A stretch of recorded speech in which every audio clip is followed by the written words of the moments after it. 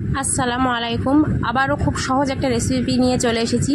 এই বিস্কুটটা উপর থেকে খুবই মুচমুচে, ভিতর থেকে খুব সফট। বিস্কুটটা চায়ের সঙ্গে খেতে ভালো লাগে। তোমরা চাইলে মাসের পর মাস এটা বয়ামে সংরক্ষণ করে রাখতে পারবে। তো চলো, 1 কাপ রিফাইন তেলে 2 চামচ ঘি নিয়ে ভালোভাবে গুলিয়ে নিয়েছি।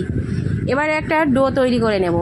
প্রথমে নিয়েছি 1 বাটি ময়দা, তারপরে নিয়েছি হাফ বাটি সুজি, তারপরে নিয়েছি হাফ বাটির থেকে একটু কম কর্নফ্লাওয়ার, তারপরে নিয়েছি তার থেকেও কম গুঁড়ো দুধ। এবারে নিয়েছি 1 চিমটি বা 1 চামচ খাওয়ার সোডা। এবার সব উপকরণগুলো ভালোভাবে মেখে নেব।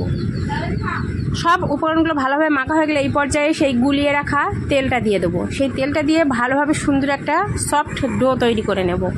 এখানে কিন্তু কোনোভাবে পানি ব্যবহার করা যাবে না।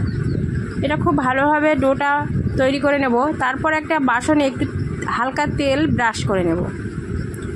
আমি হাত দিয়েই করে নিচ্ছি, তোমরা চাইলে ব্রাশ ব্যবহার করতে পারো। তারপর সেই ডো থেকে সুন্দর আকারে একটু বিস্কুটের শেপ দিয়ে নেব।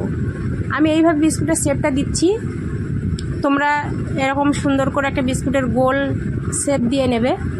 আমি একে একে সব শেপ দিয়ে নিচ্ছি, সব বিস্কুটের এগুলো তৈরি করে নিয়েছি।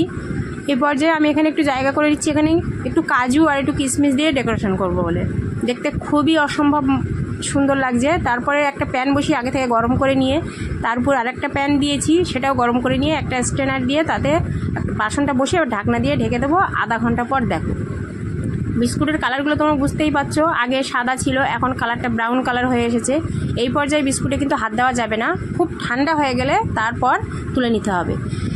গরম অবস্থায় তুললে কিন্তু ভেঙে যেতে পারে।